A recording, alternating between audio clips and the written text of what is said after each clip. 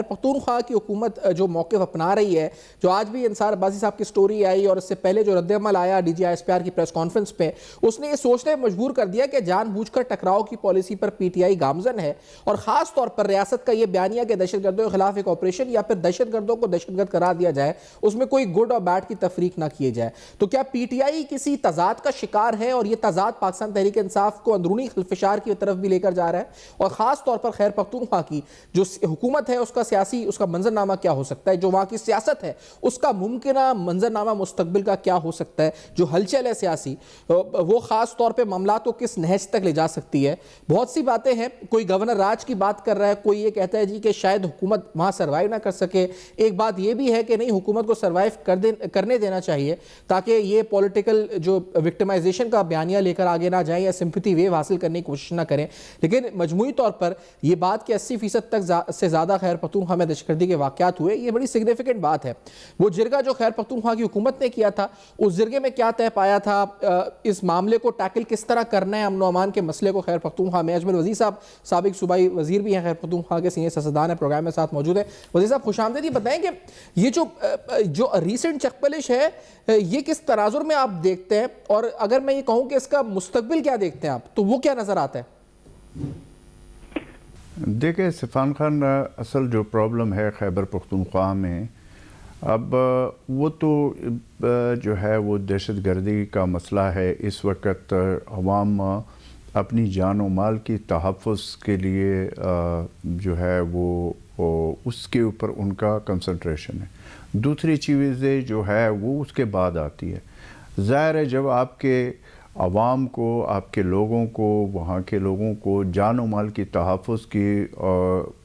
Surety نہ ہو تو آپ مجھے بتائیں کہ وہاں پہ دوسری طرف تو دیکھا ہی نہیں جا سکتا۔ اب پرابلم یہ بنا ہے کہ جیسے آپ نے اپنے انٹرو میں کہا، خیبر پختونخوا کی حکومتیں اور وفاقی حکومتیں، دو حکومتیں ہیں۔ اچھا، اب دو حکومتوں کے درمیان خیبر پختونخوا کے عوام سینڈوچ بن چکی ہے۔ فرینکلی سپیکنگ جو حقیقت ہے وہ یہ ہے، اور اسپیشلی اس میں جنوبی اضلاع کے لوگ اور ٹرائبل ڈسٹرکٹ کے عوام، یہ تو بالکل اس میں اس وقت بہت زیادہ سفر کر رہے۔ اب اگر آپ دیکھ لیں خیبر پختونخوا کے جنوبی اضلاع میں کافی عرصے سے اگر آپ لے لیں ڈی اے خان لے لیں، ٹانک لے لیں،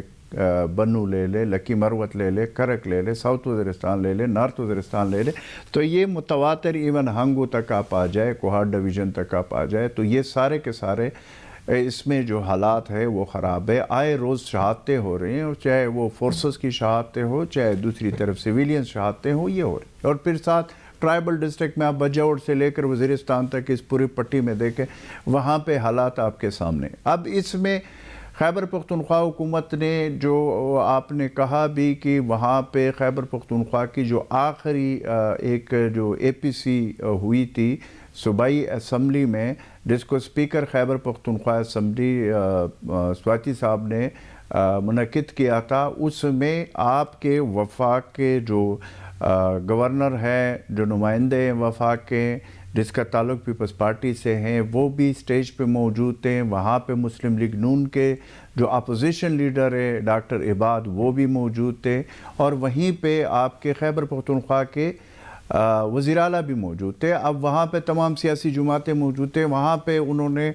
باتیں کی ہے ساری چیزیں، اور اس پہ ایک متفقہ اعلامیہ جاری کیا جو کہ آپ نے بھی پڑھا ہوگا، 15 نکات کتنے تھے وہ سامنے آ گئے۔ اب مسئلہ یہ ہے کہ وفاق کی حکومت کی نمائندگی بھی تھی، صوبائی حکومت خود شامل تھی، اور اس کے بعد اس کے اوپر عمل درآمد نہیں ہوتا، تو مجھے یہ بتائیں کہ پھر تو گفتن خوردن شنیدن برخاستن والا کام ہے نا۔ نہیں تو یہ ذمہ دار تو سیاسی قیادت ہوئی نا وزیر صاحب، اس کا مطلب تو میں وہی آپ کو کہہ رہا ہوں نا کہ سیاسی ذمہ داری کوئی نہ وفاقی حکومت لینے کے موڈ میں ہے۔ فرینکلی سپیکنگ صوبے کے خیبر پختونخوا کی جو پرائمریلی رسپانسبلٹی ہے وہ خیبر پختونخوا کی حکومت ہے، وہ وفاق کے پہ ڈال دیتی ہے، وفاق والے لیکن اجمل صاحب تھوڑا سا آگے سٹیج اب بڑھا ہے۔ اب یہ معاملہ صرف یہ نہیں کہ ذمہ داری نبھانے کا، بلکہ اب معاملہ یہ ہے کہ یہ نیکسس میں ہے خیبر پختونخوا کی government allegedly with criminals, with smugglers, with drug mafia, اور وہ جو اس کی کمائی ہے اس کی وجہ سے ان کا سافٹ ہو رہا ہے دہشت گردوں کی طرف۔ تو اب تو معاملہ صرف ذمہ داری سے بڑھ کر ان کے خود از خود کرائم پارٹنر ہونے پر چلا گیا معاملہ۔ دیکھیے بات یہ ہے کہ مجھے تو اس بات کی بھی آج تک سمجھ نہیں آئی کہ اگر اس طرح کے چیزیں ہیں جو آپ بتا رہے ہیں، جو ہم بھی اگر اس طرح کی چیزیں ہیں تو پھر ان کے لیے تو ادارے بھی موجود ہیں، ان کو پھر پکڑا کیوں نہیں جاتا؟ اب سوال یہ پیدا ہوتا ہے کہ ان کو پکڑنا کس نے ہے؟ اب اس میں صوبے کے لیے وفاقی ادارے بھی تو موجود ہیں نا، آپ کے ایف آئی اے موجود ہے، آپ کے